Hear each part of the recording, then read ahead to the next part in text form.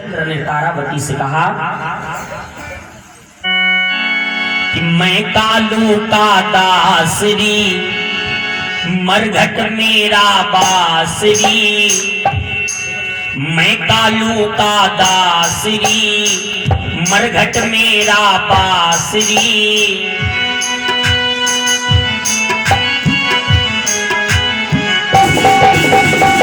मैं कालू का दासरी, मरघट मेरा बासरी। करता टिका चुका दे गोरी, मेरी जलइयो लासरी।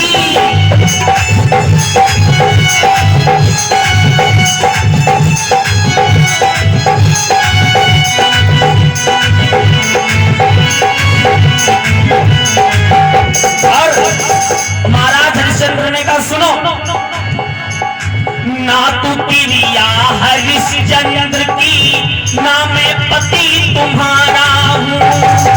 काशी में बिकते ही बिकते हो गया न्यारा न्यारा हूँ। छोड़ कुंवर की आसरी, अब क्यों पड़ी उदासरी।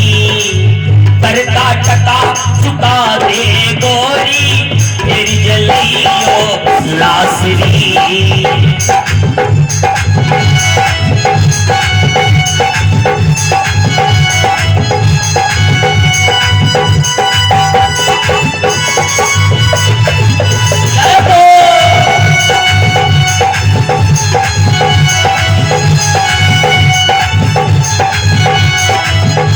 और महाराज हरिश्चंद्र बोले सुनो, तुम कहती हो तुम मेरी पत्नी हो। अरे उस दिन की याद करो जब जल भरने के लिए मैं नदी पे गया था और मैं इतना कमजोर था कि वो घड़ा जल से भरा हुआ मैं उठा करके अपने सर पे नहीं रख पा रहा था। तो मैंने तुमसे कहा था कि ये घड़ा मुझे उठवा दो, तो तुमने मुझसे पता क्या कहा था? सुनो, याद करो उस दिन की रानी, भरन गया था जब मैं पानी। भरा घड़ा तुम ना उठवाया, बनी थी उस दिन मिसरानी।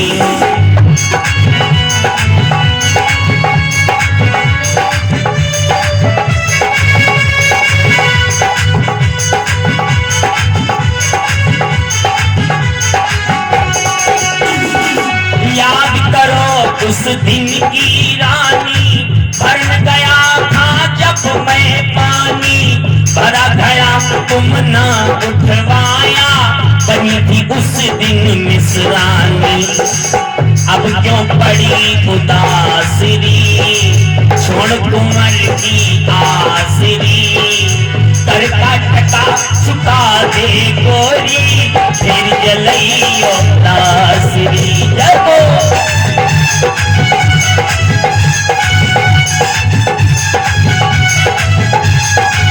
करका टका चुका दे गोरी, मेरी जलइयो लासरी। करका टका चुका दे गोरी, मेरी जलइयो लासरी। करका टका चुका दे गोरी, मेरी जलइयो लासरी। विश्वामित्र जी से किसी ने कहा इसलिए आप बताओ, इस अयोध्या में जब जब कोई चंद्र आता है तब तब आप आ जाते हो।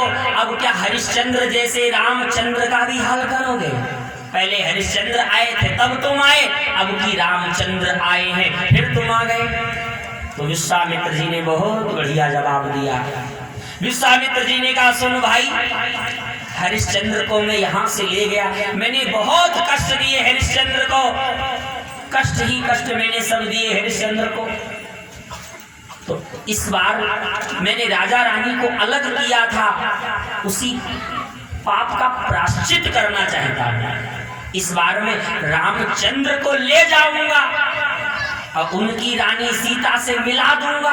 पहले मैंने राजा रानी को अलग अलग किया, अब की बार मैं राम को ले जाकर के सीता से मिला दूंगा, मेरा प्रायश्चित हो जाएगा, सब बराबर होगा। विश्वामित्र जी की बात सुनकर के बहुत प्रसन्न हुआ। गेट पे पहुंचे विश्वामित्र जी, दशरथ जी के पास सूचना पहुंची, महाराज विश्वामित्र जी आए हुए। महाराज दशरथ ने जैसे सुना, दशरथ जी दौड़ते हुए पहुंचे कहां? वशिष्ठ के पास। दशरथ जी ने जैसे ही सुना विश्वामित्र जी आए हुए हैं, दशरथ जी डर गए। अब डर के मारे वशिष्ठ के पास गए, बोले गुरुजी गुरुजी गुरुजी क्या है दशरथ बताओ। दशरथ जी ने कहा गुरुजी हम पहले ही कहते थे तुम हमारे पुत्र का नाम रामचंद्र मत रखो, लेकिन आपने मेरी नहीं मानी। वशिष्ठ जी ने महाराज दशरथ से कहा कौन कहता है कि मैंने तुम्हारा नाम रामचंद्र, मैंने तुम्हारे पुत्र का नाम रामचंद्र रखा है। वशिष्ठ जी ने तो केवल नाम रखा था राम, बड़ा ही प्यारा नाम रखा था, 2 अक्षर का राम।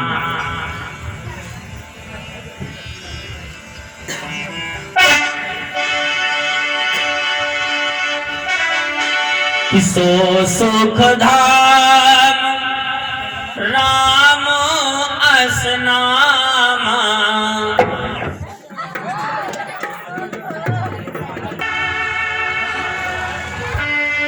बोले हनुमान जी महाराज की जय। आइए सभी लोग 2 बार भगवान के नाम की संकीर्तन मेरे साथ में बोलिएगा, फिर कथा सुनिएगा। कि आज की शाम तेरे नाम का गुणगान करें, और कुछ आता नहीं बस यही काम करें। आज की शाम तेरे नाम का गुणगान करें। सभी लोग ताली बजा के गाइए। और कुछ आता नहीं बस यही काम करें।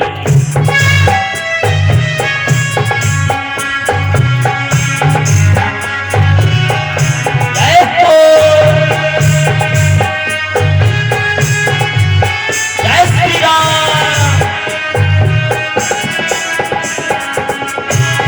आज की शाम तेरे नाम का गुणगान करें, और कुछ आता नहीं बस यही काम करें। सभी लोग ताली बजा कर गाइए।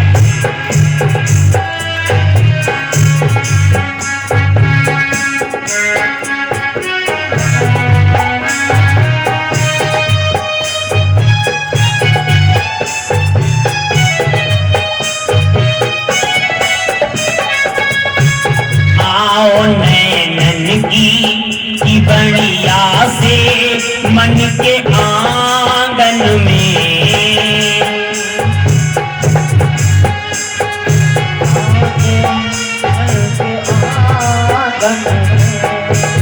आओ नैनन की बढ़िया से मन के आंगन में, आए जो राम तो आए जो राम तो कुछ देर वो आराम करें, और कुछ आता नहीं। सभी लोग बोलिए बस यही काम करें।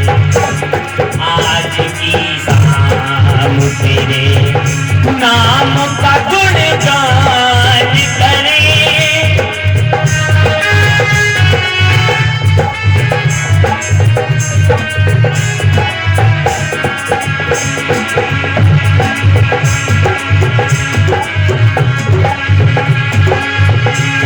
अपने प्रभु से धन को मन को धन को वारो, अपने प्रभु पे तन को मन को और धन को वारो।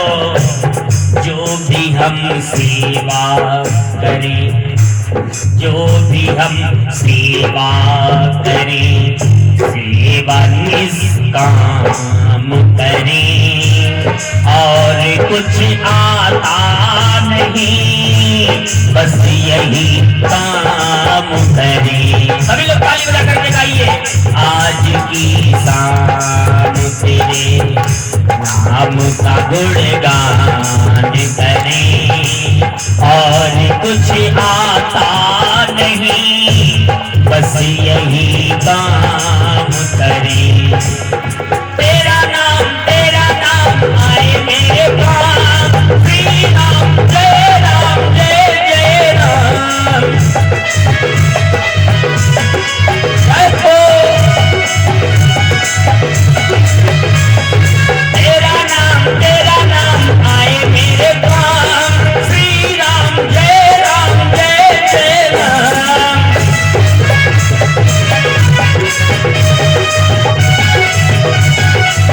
जय जय राम। बोले राघवेंद्र सरकार की जय हो। विश्वामित्र जी के आगमन की सूचना जैसे दशरथ को मिली, दशरथ जी डर गए, वशिष्ठ के पास गए, बोले गुरु जी हम पहले कहते थे मेरे पुत्र का नाम रामचंद्र मत रखो, लेकिन आपने मेरी नहीं मानी। क्यों? कौन कहता है मैंने तुम्हारे पुत्र का नाम रखा है रामचंद्र? मैंने तो केवल नाम रखा था राम।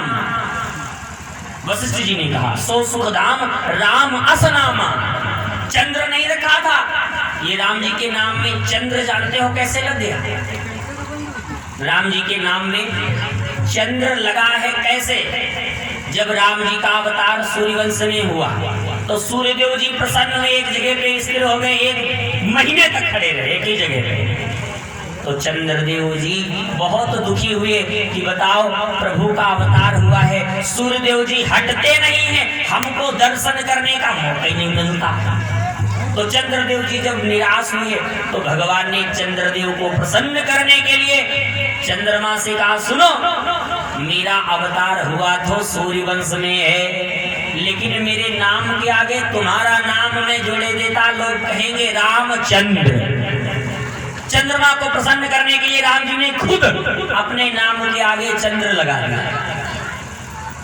वशिष्ठ जी से जाकर के दशरथ जी ने जैसे ही बताया, वशिष्ठ जी ने कहा अच्छा तो करना क्या, चलो। महाराज दशरथ विश्वामित्र जी से जब मिलने के लिए आया, ध्यान से समझिएगा, जब विश्वामित्र जी से दशरथ जी मिलने के लिए आए तो अकेले नहीं आए, और अकेले ब्राह्मण को लेकर के नहीं आए, ब्राह्मणों के समाज को लेकर के आए। देखो हम अपने मन से नहीं कह रहे हैं, रामचरितमानस में गोस्वामी तुलसीदास जी ने लिखा है, आपने पढ़ा होगा कि मुनियागमन सुना जब राजा, तो मिलने गए कैसे? मिलन गयो लय विप्र समाजा। अकेले नहीं गए, अकेले ब्राह्मण को लेके नहीं गए, ब्राह्मणों के पूरे समाज को लेकर के गए। अकेले ब्राह्मण को पता क्यों नहीं लेके गए? क्योंकि अकेला ब्राह्मण बहुत खतरनाक होता है। ध्यान से समझिएगा, अकेला ब्राह्मण बहुत खतरनाक होता है। थोड़ा राजनीति में घुसो। श्रीमती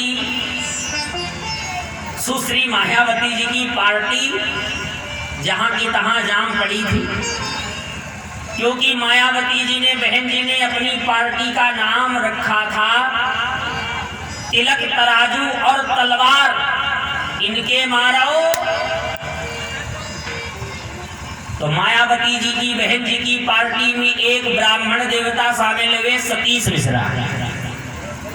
सतीश मिश्रा जब शामिल हुए, बहन जी ने कहा पंडित जी ये बताओ हमारी पार्टी जहां के तहां पड़ी है, कोई उपाय बताओ ये कैसे आगे बढ़े।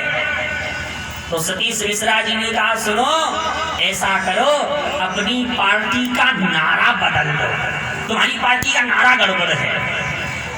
बहन जी ने कहा तो नारा क्या रखें? कहा सुनो, तिलक तराजू और तलवार इनके मारो, ये छोड़ करके जूता चार ये सब हटाओ, रखो क्या?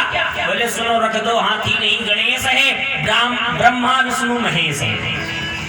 नारा बदल दिया गया, हाथी नहीं गणेश है, ब्रह्मा विष्णु महेश है। बड़ी जोर से यह नारा की गूंज हुई, हाथी नहीं गणेश है, ब्रह्मा विष्णु महेश है। ब्राह्मण के शामिल होने पर फिर तरक्की हुई, मुख्यमंत्री पद की सीट मायावती जी को मिल गई। थोड़े दिनों के बाद में केंद्र का चुनाव हुआ। बहन जी ने फिर सतीश मिश्रा से कहा, पंडित जी अब कोई उपाय बताओ जिससे दिल्ली का रास्ता साफ हो जाए। तो सतीश मिश्रा ने कहा, सुनो अब की बार फिर नारा बदल दो और दिल्ली का रास्ता साफ। तो मायावती जी ने कहा, अब की बार नारा क्या रखें? तो सतीश मिश्रा पंडित जी ने कहा, सुनो अब की बार नारा रख दो, ब्राह्मण शंख बजाएगा तो हाथी दिल्ली जाएगा। नारा रख दिया गया, ब्राह्मण शंख बजाएगा हाथी दिल्ली जाएगा। और तब तक चुनाव आयोग ने एक नया नियम लागू कर दिया कि जितने चुनाव निशान हैं सबके आगे पर्दा डाल, सबको आगे करो। चुनाव निशान के आगे पर्दा पड़ गया। ब्राह्मण ने शंख में दम भरी, आवाज बड़ी जोर से हुई, शंख बजा, हाथी दौड़ा, शंख बजा, हाथी दौड़ा। लेकिन चुनाव आयोग ने पर्दा डलवा दिया था। तो जब आंखों के आगे हो गया पर्दा तो हाथी दौड़ा तो 80 की स्पीड में, लेकिन वो दिल्ली की जगह बंगाल की खाड़ी में घुस गया।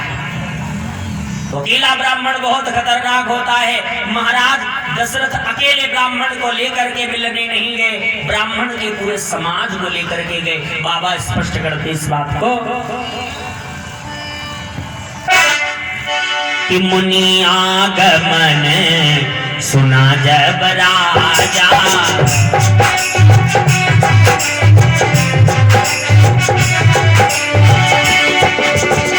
मिलन गयो नए भी समाजा।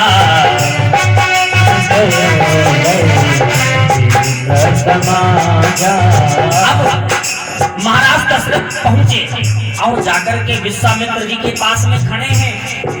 वशिष्ठ जी ने कहा, सुनो अब ये क्षत्रिय नहीं रहे, अब ये ब्राह्मण हो गए हैं, इसलिए प्रणाम करो। तो दशरथ जी ने विश्वामित्र जी को प्रणाम भी किया। करी दंडवत मुनि सन्मानी, दंड प्रणाम किया, मस्तक चरणों पे रख दिया। विश्वामित्र जी अभी गुस्सा। तो वशिष्ठ जी ने कहा, सुनो महाराज, ये विश्वामित्र जी की आदत खराब है। जब किसी राजा के यहाँ जाते हैं और राजगद्दी को देखते हैं तो इनका मन जब तक राजगद्दी पे थोड़ी देर बैठ नहीं लेते तब तक इनका मन ही नहीं मानता। इसलिए महाराज ऐसा करो, अपने आसन पे ले जाकर के इनको बिठाओ, तब ये खुश होंगे। तो महाराज दशरथ ने विश्वामित्र जी को प्रणाम किया और अपने निज आसन पे ले जाकर के बिठाया, जिससे खुद बैठते हैं उसी में ले जाकर के बिठाया। कि निजी आसन बैठार नियानी, चरणों को पखारा, चरण धोए, पूजन अर्चन किया ब्राह्मण देवता जैसे, और उसके बाद में भोजन कराया। कि विविधि भांति भोजन करवावा, मुनिवर हृदय हरस तब पावा। विविधि भांति भोजन करवावा। ब्राह्मण दो जगह से कमजोर है, एक तो चरणों से पैरों से कमजोर है। पैरों से कैसे कमजोर है? पहली बात तो ये भी है कि अब बैठे बैठे 3-4-5 घंटे पूरे पैर ही दर्द करने लगते तो कमजोरी आ जाती पैरों से। अब या ये नहीं, दूसरा अर्थ ले लीजिए, पंडित जी चाहे जितना गुस्सा हो, आपकी आपस में चाहे जितना पंडित जी गुस्सा हो, और जैसे निकले तो मिल जाओ, अच्छा पंडित जी 5 हुए, पंडित जी गुस्सा हो चाहे जैसे हो, 5 हो गए तो आशीर्वाद जरूर देंगे, भैया खुश हो सुखी हो। चरणों से कमजोर होता है। चरण स्पर्श किए, भोजन करवाया। देखिए 2 जगह से भगवान का भोग लगता है, या तो अग्निदेव को, वही यज्ञशाला अग्निदेव को प्रकट करो और उसमें आहुतियां डालो, स्वाहा स्वाहा करो। स्वाहा स्वाहा करने से भगवान तक भोग पहुंचता है, और या तो ब्राह्मण को अपने घर बुला करके भोजन करवा देने से भगवान के पास वो भोग पहुंचता है, क्योंकि अग्निदेव का प्रागट्य ब्राह्मण के मुख से हुआ है। विविधि भांति भोजन करवावा, मुनिवर हृदय हरस अति पावा। अब प्रसन्न हुए। तदोपरांत विश्वामित्र जी ने देखा सब तो खड़े हैं, अभी तक महाराज दशरथ ने अपने पुत्रों को नहीं बुलाया। महाराज दशरथ हृदय की ये कामना, हृदय की इच्छा समझ गए, चारों पुत्रों को बुलाया और चारों पुत्रों को बुला करके दशरथ जी ने विश्वामित्र जी के चरणों में प्रणाम कराया। आपके घर में ब्राह्मण, साधु, संत, सन्यासी, गुरुजी आवे तो घर के छोटे छोटे बच्चों को ये शिक्षा देनी चाहिए कि देखो बेटा, ये गुरुजी आए हैं, ये नियम सार से ये स्वामी जी आए हैं, ये ब्राह्मण देवता आए हैं, पंडित जी आए हैं, इनको प्रणाम करो। ये शिक्षा देने से बच्चे जब संस्कारी होंगे तभी वो आपको भी प्रणाम करेंगे, आपकी हर आज्ञा मानेंगे। बचपन से ही बच्चा बिगड़ता है और बचपन से ही अच्छा बनता है। जिन बच्चों का बचपन अच्छा हो जाता है उन्हीं माँ बाप का बचपन भी अच्छा होता है, और जिन बच्चों का बचपन बिगड़ जाता है उन माँ बाप का बचपन अपने आप बिगड़ जाता है। बचपन है जिनका संभला, जीवन बना उन्हीं का, सद्गुरु जिन्होंने पाया, रुतबा बढ़ा उन्हीं का।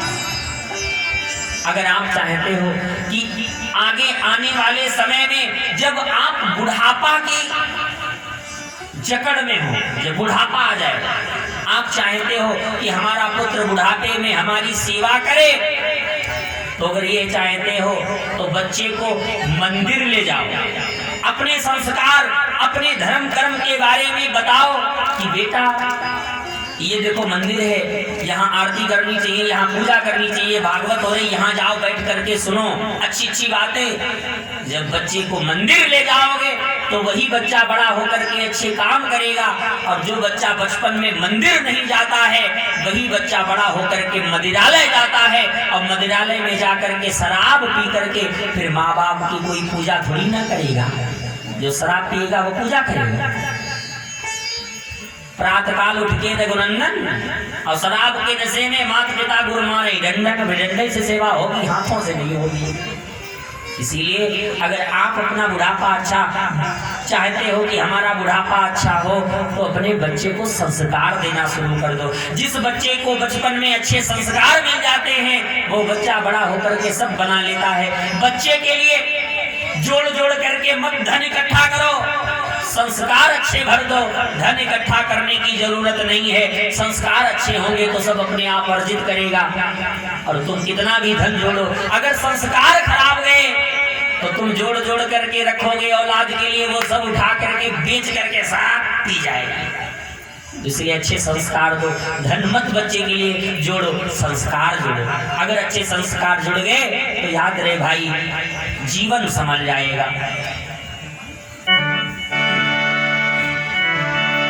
अरे बचपन है जिसका संभला, जीवन बना उन्हीं का। बचपन है जिनका संभला, जीवन बना उन्हीं का।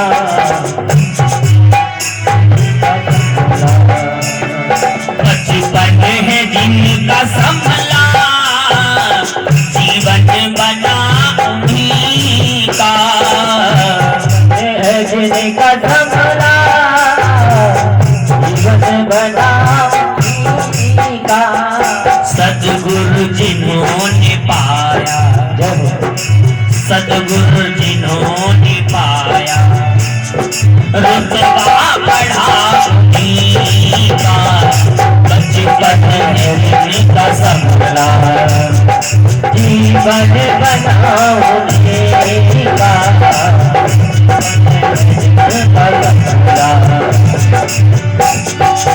माता पिता की सेवा,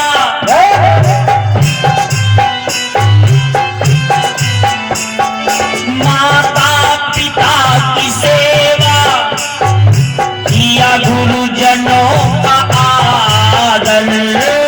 माता पिता की सेवा, किया गुरुजनों का आदर। यह गुण जिन्होंने सीखा, यह गुण जिन्होंने सीखा, मंगल हुआ उन्हीं का।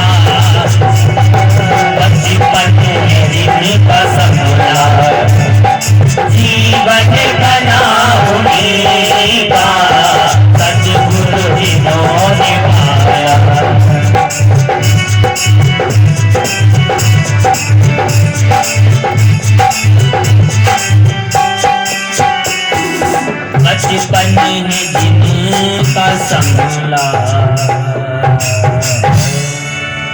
अगर आप अपना बचपन अच्छा करना चाहते हो तो बच्चे के बचपन को संभाल लो, बच्चों को समझाओ, बेटा कथा भागवत में जाओ, देखो मंदिर में जाओ, थोड़ा बहुत मंदिर से अगर आप बच्चे को जोड़ दोगे तो मंदिरालय नहीं जाएगा, फिर आपकी सेवा करेगा। और अगर बच्चे को आपने मंदिर से नहीं जोड़ा तो फिर आपका बेटा मंदिरालय जाएगा, शराब पिएगा, फिर आपकी शराब पी करके सेवा करेगा। और अपने पीने वाले भाई लोगों से मैं एक निवेदन करना चाहता हूँ, ये शराब कोई अच्छी चीज नहीं है, अगर पीते हो तो इसे छोड़ दो भाई। एक बार मैंने एक शराबी से कहा, मैंने कहा ये बताओ सबसे बढ़िया शराब किस चीज की बनती है?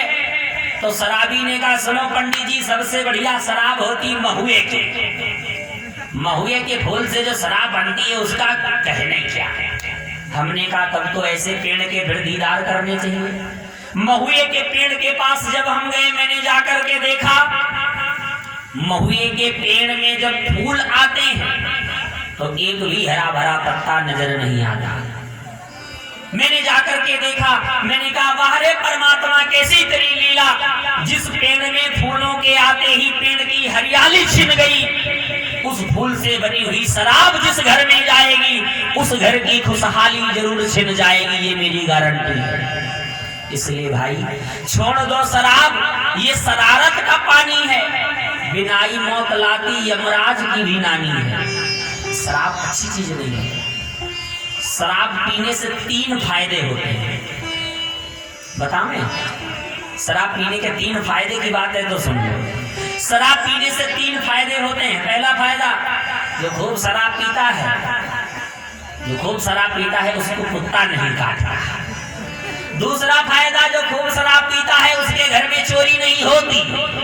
और तीसरा फायदा, जो खूब शराब पीता है वो कभी बुढ़ा नहीं होता। 3 फायदे होते शराब पीने के।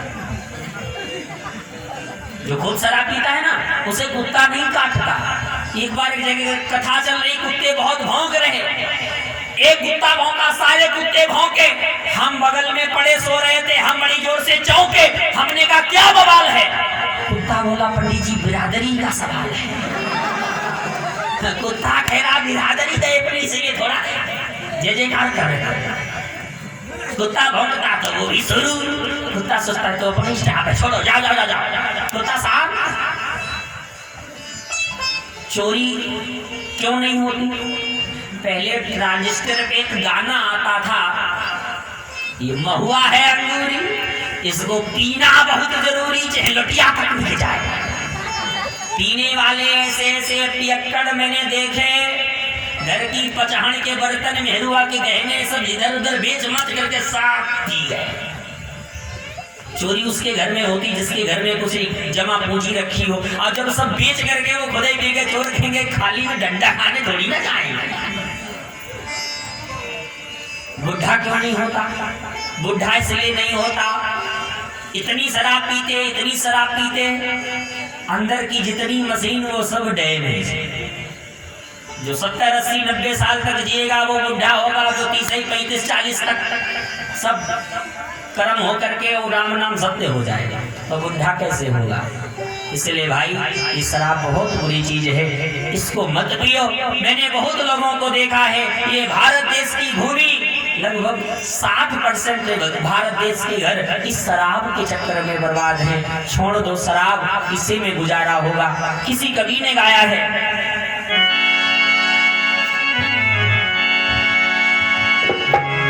अरे सब कुछ गंवा दिया है बोतल के वास्ते, सब कुछ गंवा दिया है बोतल के वास्ते, एक पल कभी न सोचा है कल के वास्ते, एक पल कभी न सोचा है कल के वास्ते।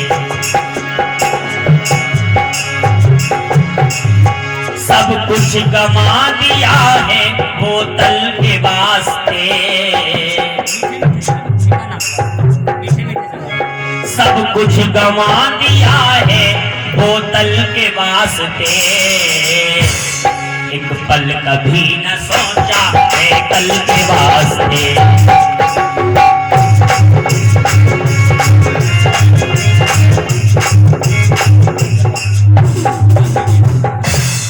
सब कुछ गंवा दिया है बोतल के वास्ते।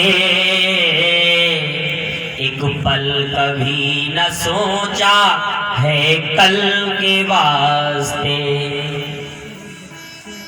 तुम जिसको पी रहे हो वो तुमको खा रही है।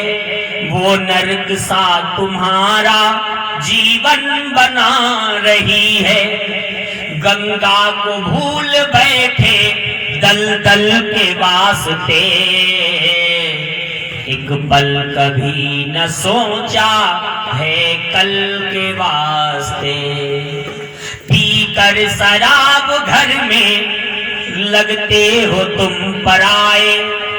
कैसा दुलार होता बच्चे न जान पाए। क्या जिंदगी मिली है दलदल के वास्ते। एक पल कभी न सोचा है कल के वास्ते।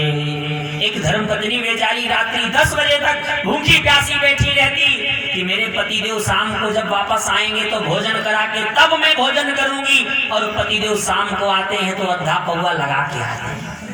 जो बेचारी पत्नी रात्रि 10 बजे तक भूखी बैठी रही कि पतिदेव को भोजन करा के तब मैं भोजन करूंगी, वो अद्धा पौवा लगा के आए। और पत्नी की पिटाई करी। पिटाई क्यों करी? कि मांगे थे उसने पैसे चावल के वास्ते। एक पल कभी न सोचा है कल के वास्ते। इसलिए शराब बहुत बुरी चीज है। अब बात आई है तो बताते चलें, ये शराब की लत लगती कहां से है? बचपन से ही लग जाती है। जैसे ही बच्चे का जन्म होता है मातारी को अपने स्वास्थ्य की बड़ी चिंता। अगर अपने आंचल से मैं दूध पिलाऊंगी तो हमारा तो स्वास्थ्य खराब जाएगा। तो मातारी जैसे बच्चा 8 दिन का हुआ बोली पतिदेव से ऐसा करो सीसी ला दो, बोतल ला दो। पतिदेव गए दुकान पे लेके बोतल आए। बच्चा जब रोता माँ जान जाती है भूखा है, तुरंत सीसी भर करके दूध भर करके मुंह में लगा देती। अब छोटा सा बच्चा उसे क्या पता ये माँ का आंचल है या बोतल है। वो समझता है ये तो मेरी माँ है। दोनों